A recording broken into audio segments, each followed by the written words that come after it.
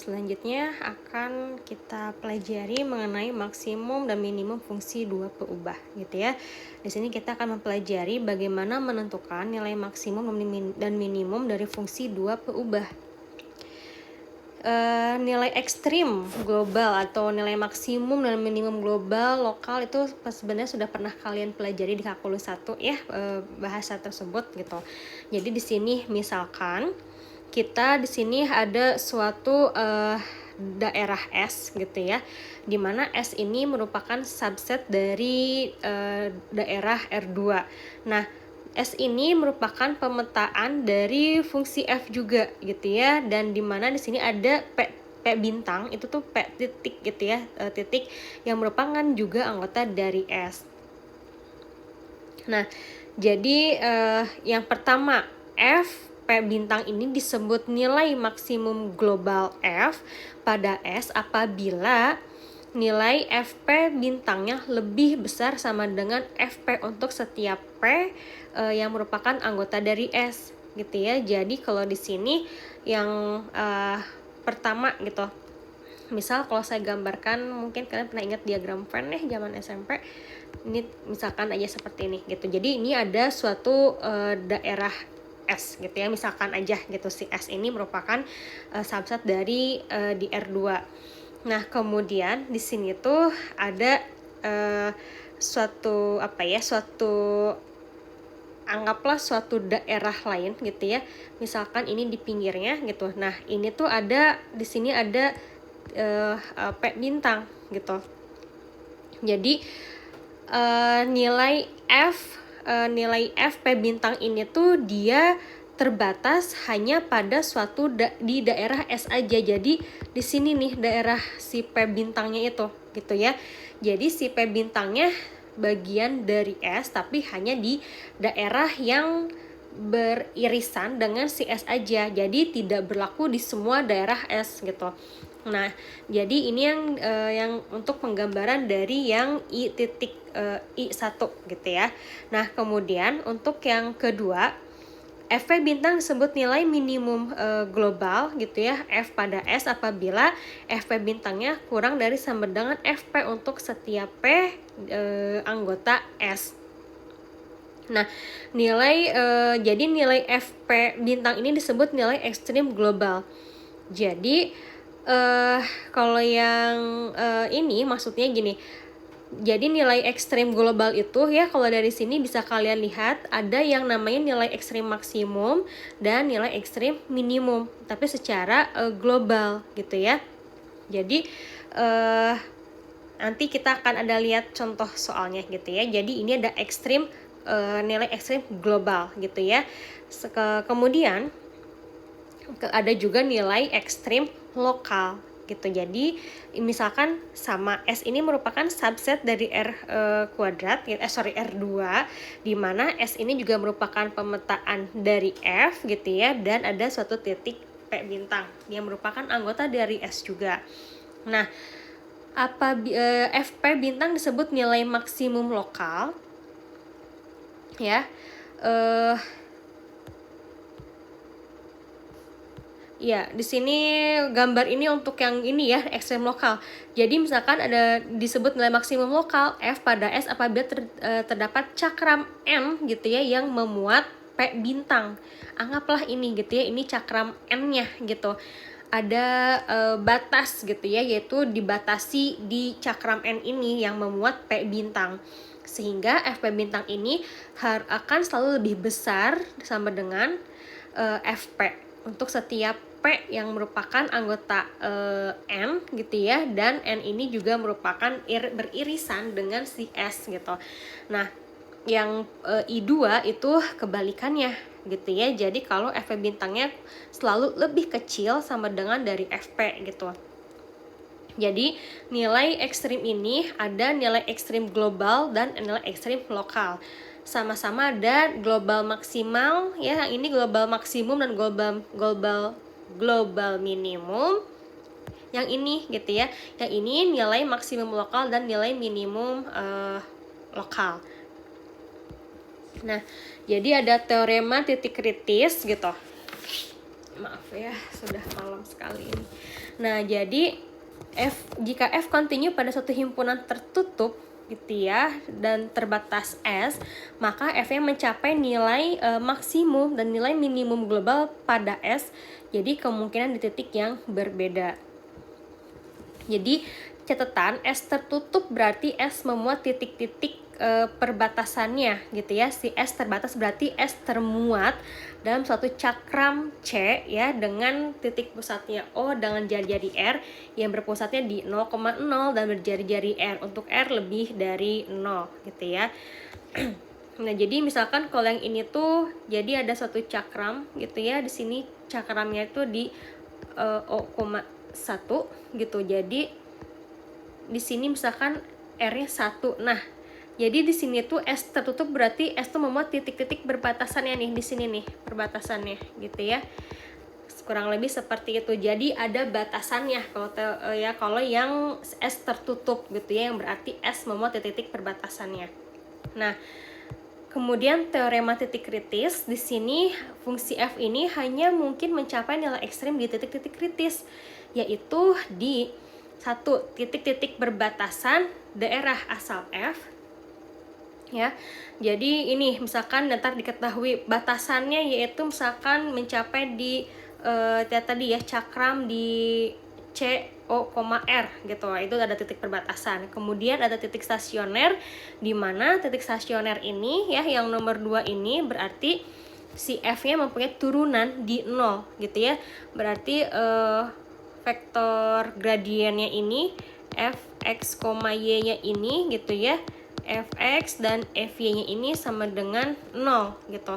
Berarti dia memiliki titik-titik stasioner. Kemudian yang ketiga, titik-titik singular, di mana titik F-nya tidak mempunyai turunan gitu. Jadi kalau yang titik singular itu kurang lebih bentuk ininya tajam ya, bentuk ruangnya gitu ya. Jadi dia tidak memiliki turunan gitu kan. Sedangkan kalau yang tidak tajam ini berarti dia punya turunan nih, dia menyinggung suatu bidang gitu ya di titik tertentu gitu. Jadi itu yang membedakan antara titik perbatasan stasioner dan singular. Kemudian ini contoh yang pertama, misalkan fungsi fx, y ini sama dengan x kuadrat plus y kuadrat mencapai nilai maksimum 0 di 0,0 yang merupakan titik stasioner. Nah, kita mau ngebuktiin gitu, iya gitu dia mempunyai nilai minimum di 0 di 0,0 gitu ya, yang merupakan titik stasioner. Artinya apa gitu, berarti si F-nya punya turunan di 0. Maka di sini kita turunkan gitu fungsi turunan parsial pertama fx x, y gitu ya, berarti kan dia 2x. Kemudian parsial y, fungsi parsial pertama terhadap y, x, y itu sama juga 2y.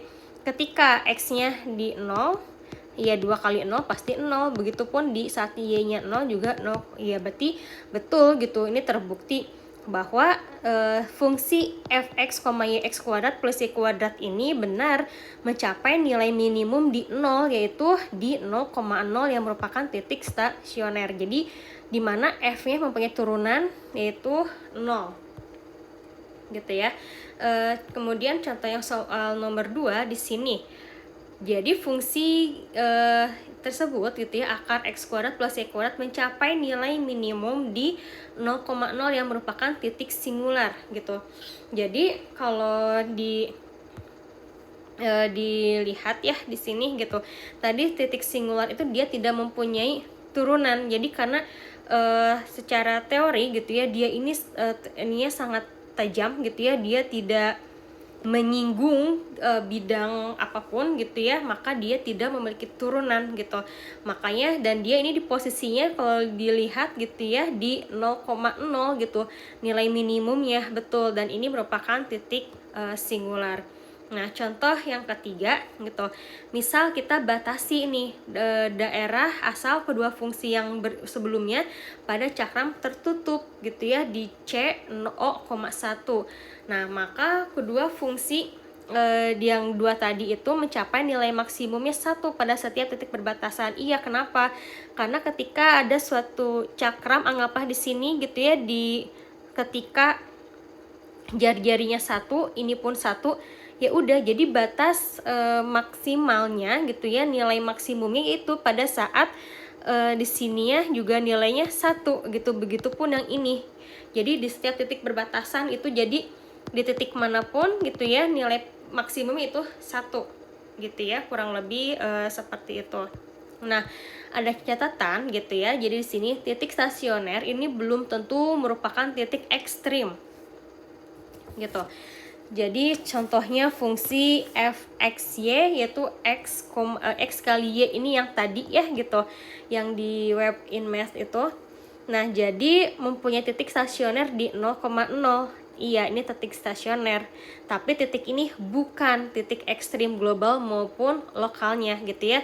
Bisa dilihat di sini gitu.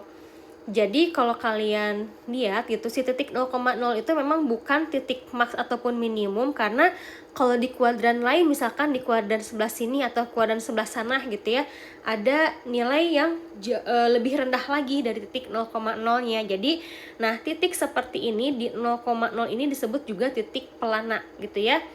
Jadi si titik yang di 0,0 itu tidak menghasilkan nilai ekstrim gitu. Nah, kalau dilihat gitu ya, di sini konturnya ini yang merah itu dia makin minimum gitu ya, yang biru ini dia maksimum ke atas gitu. Silahkan nanti dicoba tadi yang di web in math itu ya, x kali y gitu, dia akan terlihat konturnya ya, seperti itu. Nah, jadi kemudian jika daerah asal fungsi f ya dibatasi pada cakram CO,1, maka nilai ekstrimnya hanya mungkin tercapai di titik perbatasan, yaitu pada lingkaran x kuadrat plus y kuadrat sama dengan 1. Nah, ini gimana kalau kasusnya seperti ini gitu ya, ketika kita menemukan kasus ada titik stasionernya di 0,0 tapi dia bukan titik ekstrim gitu ya. Nah, makanya kita harus mempunyai tools yang lain, yaitu yang ini akan kita bahas berikutnya, yaitu uji turunan kedua ya. Uji turunan kedua ini itu syarat cukup untuk nilai ekstrim. Misalkan nilai fxy-nya mempunyai turunan parsial kedua yang kontinu pada suatu cakram yang berpusat di A, B dan vektor gradiennya di FA, B itu sama dengan 0,0 gitu ya. Jadi kita bisa menuliskan D ini adalah diskriminan ya gitu.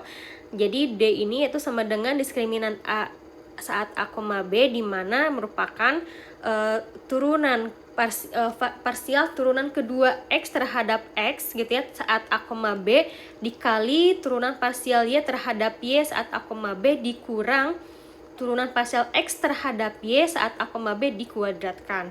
Maka jika nilai D-nya di sini sudah lebih dari 0 gitu ya, maka dan F turunan parsial X terhadap X A, B yang kurang dari 0, maka F A, B merupakan nilai maksimum lokal gitu ya. Jadi di sini kita harus menentukan dulu nilai D-nya, apakah kurang dari 0 atau lebih dari 0. Kalau lebih dari 0, kita harus melihat nilai turunan parsial antara X terhadap X-nya, apakah kurang dari 0. Kalau iya berarti dia maksimum lokal, kalau dia yang lebih dari 0 maka dia nilai minimum lokal. Tapi kalau D-nya kurang dari 0, jadi si titik AB ini merupakan titik pelana seperti yang tadi. Tapi kalau D-nya sama dengan 0 maka uji ini gagal gitu ya. Langsung ke contoh soal. Nah, di sini tentukan nilai ekstrim dari fx, y sama dengan x pangkat 3 plus y kuadrat min 3x min 4y jika ada. Nah, penyelesaiannya di sini kita nilai ekstrim tuh kan ada 3 tadi, ada titik-titik perbatasan, apakah atau titik-titik stasioner atau titik-titik singular. Pertama, dari soal ini tidak ada batasan apapun gitu ya, tidak dibatasi oleh cakram dengan C itu 0,1 nggak ada gitu ya. Berarti untuk titik batas ini tidak ada. Kita coba ke titik stasioner gitu ya, kita cari turunan parsial pertamanya fx gitu ya. fungsi ini turunkan terhadap fx, diperolehlah 3x kuadrat min 3. Kita sederhanakan ya, dibagi 3, jadi tinggal x kuadrat min 1 sama dengan 0. Nah, kemudian kita dapat nilai x1 nya sama dengan 1 dan x2 nya sama dengan minus 1 gitu ya. Kemudian di sini turunan parsial pertama terhadap y. Jadi dari fungsi fx, y ini diturunkan terhadap y, diperolehlah 2y minus 4 sama dengan 0 gitu ya. Karena di sini turunan segitiga, maaf ya, terbalik harusnya. Nah, turunan fx, y sama dengan 0. Jadi di sini diperoleh nilainya sama dengan 2. Nah, berarti kita punya dua pasang titik saat x-nya 1,2 dan saat minus 1,2. Kita harus cari tahu nih gitu ya, di titik yang mana nih yang menghasilkan nilai ekstrim gitu. Nah, di sini karena fx, ini fungsi parsial pertama x dan fy-nya ini continue ya, dia continue di semua titik, maka fx, y ini punya turunan di bidang x, y. Jadi tidak ada titik singular gitu ya. Jadi di sini tidak ada titik singular, udah pasti gitu, karena si nilai fungsi fx, y ini punya turunan gitu ya di bidang x, y.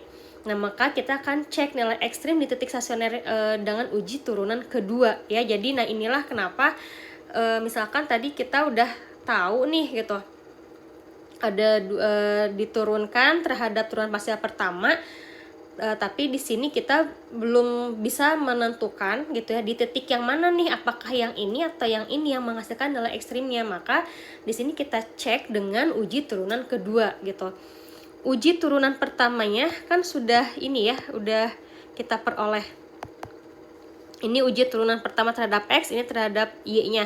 Nah, ini fxx, jadi turunan parsial x terhadap x gitu ya. Jadi 3x kuadrat min 3 diturunkan lagi terhadap x, yaitu 6x. Kemudian fy gitu ya,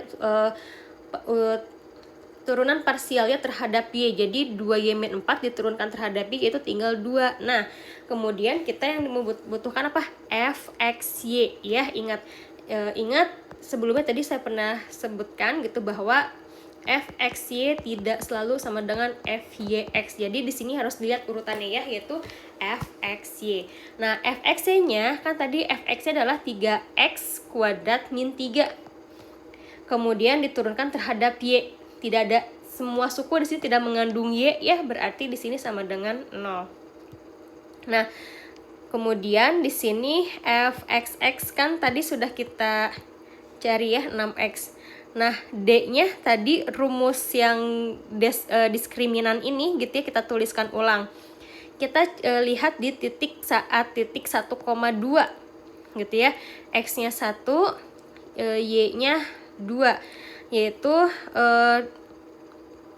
kan saat terus ini kita fxx ya, nih lihat saat x-nya 1 berarti 6 kali 1 6, berarti nilai f-nya itu lebih dari 0 ya, nilai fxx-nya. Kemudian nilai d-nya, jadi ini harusnya saya mencari nilai d dulu ya, terbalik harusnya, jadi d dulu gitu ya, baru nilai fxx-nya, jadi nggak apa-apa ya. Nah, kemudian nilai diskriminan saat 1,2 ya, ini rumusnya sekali lagi sudah ada, tinggal di substitusikan aja gitu ya, bahwa kita udah punya nilai fxx-nya yaitu tadi 6 saat 1,2 ya tentunya gitu, 6. Astagfirullah. Nah, yang ini ya saat 1,2, jadi x yang dikalikan 1 jadi 6 dikali fy-nya kan tadi fy-nya adalah 2 ya, 2 dikurang fxy-nya itu 0 gitu. Jadi ini adalah nilai-nilai yang tadi sudah kita peroleh ini ya gitu. Jadi 6 kali 2 12 dikurang 0 itu tetap 12. D-nya lebih dari 0. Berarti dia si titik 1, D itu merupakan nilai minimum lokal gitu ya. Nah, nilai F-nya berapa nih 1,2, yaitu minus 6 ya, nilai minimum lokalnya gitu. Kemudian saat titik negatif 1,2 sama saja gitu ya, cari nilai D-nya dulu harusnya. Ternyata setelah kita substitusikan gitu ya, nilai X-nya sama dengan minus 1 dan Y-nya 2. Jadi sama ya, kalau tadi 1,2, nah sekarang negatif 1,2 titiknya disubstitusikan ke sini gitu ya. Jadi minus 6 di sini ya, ini minus 6 terus dikali 2 karena y-nya emang f-nya cuma 2 gitu ya, terus dikurang 0 minus 12, dia kurang dari 0. D-nya kurang dari 0, F-nya kurang dari 0 gitu ya. D-nya kurang dari 0, D-nya kurang dari 0, dan itu udah pasti titik pelana gitu ya. Jadi nilai ekstrimnya itu adalah di saat 1,2. Kemudian contoh yang terakhir di sini, misalkan kita ingin membuat kotak gitu ya, kotak tertutup dengan volume 1 desimeter kubik dan luas permukaannya minimum. Berapakah ukuran kotak tersebut? Ya, di sini kotaknya nggak disebutkan balok atau persegi gitu ya, intinya kotak aja ya, dimana kita tahu kotak itu pasti punya panjang, lebar, dan tinggi. Di sini dituliskannya komponen panjangnya X, lebarnya Y, tingginya Z. Kemudian volumenya yaitu lebar kali tinggi, lebar kali panjang kali tinggi gitu ya. Ternyata volume kan dikasih tahu ya di sini yaitu 1. Jadi V-nya adalah X kali Y kali Z sama dengan 1. Nah, kemudian di sini yang pengen diminimumkan adalah luas permukaannya. Makanya luas permukaan kotak itu ada 6 sisi ya gitu. Jadi di sini 2 dikali X kali Y ditambah X kali Z tambah Y kali Z, karena masing-masing sisinya ada 2 ya, makanya semuanya dikalikan 2 gitu. Nah, yang di sini tujuannya kita akan meminimumkan luasnya. Nah, karena kita tahu tadi di sini X, Y, Z sama dengan 1 ya dari volume, maka kita bisa mencari nilai Z-nya gitu ya, yaitu Z sama dengan 1 per XY. Makanya Z ini ya, nilai Z 1 per XY ini kita substitusikan ke nilai Z di rumus luasnya gitu ya. Kita peroleh nilainya menjadi seperti ini gitu, menjadi seperti ini. Nah, kemudian kita akan cari nih titik stasionernya. Titik stasionernya di sini sebentar ya. Nah, di sini kita akan cari titik stasionernya ya. Nah, luas kita turunkan parsial terhadap X gitu ya, si luas ini saat X, Y gitu. Bisa kalian bayangkan kita turunkan terhadap X yang mengandung X saja.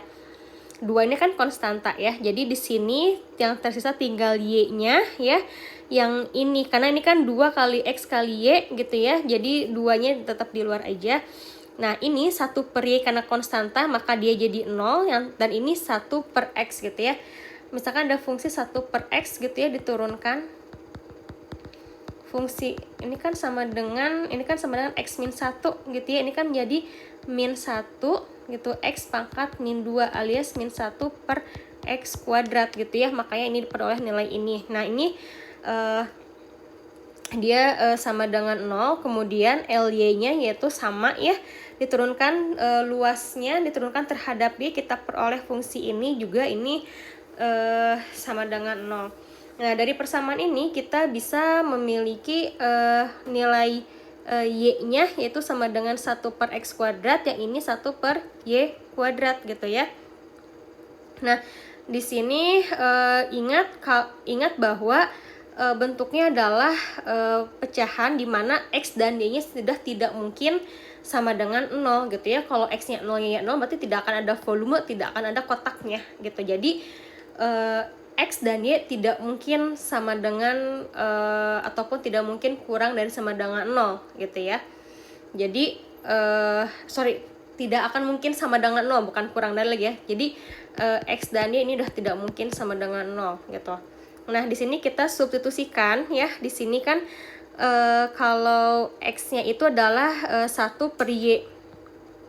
Ini Y-nya kan tadi Y-nya sama dengan 1 per X kuadrat, kita substitusikan nih Y-nya ke sini gitu ya.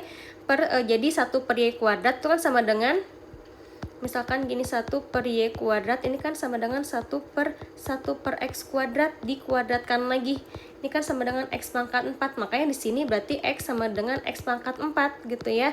Nah, kita peroleh persamaan seperti ini sama dengan 0. Jadi kita peroleh X sama dengan 0. Ini tentu tidak akan kita pakai gitu ya, karena X tidak mungkin sama dengan 0. Maka yang kita gunakan adalah X sama dengan 1. Nah, kemudian di soal ini juga tidak ada batasan. Berarti yang titik batasan, titik-titik perbatasan tidak ada. Kemudian yang titik singular juga tidak ada ya, karena si L ini punya turunan di turunan parsial X dan Y-nya. Berarti di sini ketika X-nya sama dengan 1 gitu ya, kita substitusikan ke persamaan ini nih nih, saat X sama dengan 1 per Y kuadrat, ini kan X sama dengan 1 ya, berarti ya udah, sorry, ke persamaan ini nih ya, saat X sama dengan 1, udah error sayanya. Nah ya, saat X sama dengan 1, jadi Y sama dengan 1 per X kuadrat, X-nya 1 berarti Y juga sama dengan 1 gitu ya. Maka diperoleh di sini Y sama dengan 1. Makanya kita akan cek nih nilai ekstrim 1,1 ini dengan uji turunan kedua. Jadi saat X1 dan saat kita peroleh Y-nya 1 juga. Uji turunan kedua ya. Jadi yang kita butuhkan tadi dari LXX, LYY dan LXY ya. Hati-hati ini ya, LXY. Jadi dari fungsi ini kita turunkan lagi terhadap X, yang ini diturunkan terhadap Y, kemudian yang X diturunkan terhadap Y gitu ya. Caranya sama saja, silahkan dicoba sendiri. Kalian akan memperoleh nilai fungsi turunan parsial X terhadap X, yaitu 4 per X pangkat 3. Begitupun yang turunan fungsi L dia terhadap Y juga gitu ya. Begitupun yang X terhadap Y. Nah, di sini tinggal cari nilai D-nya dan nilai L-nya gitu ya. Jadi nilai D-nya ketika di X, Y gitu ya. Saat X-nya 1, Y-nya 1, maka akan diperoleh nilainya 12, D-nya positif gitu ya. Dan saat L XX-nya 1,1 gitu ya, kita masukkan 1, di sini nilainya adalah 4.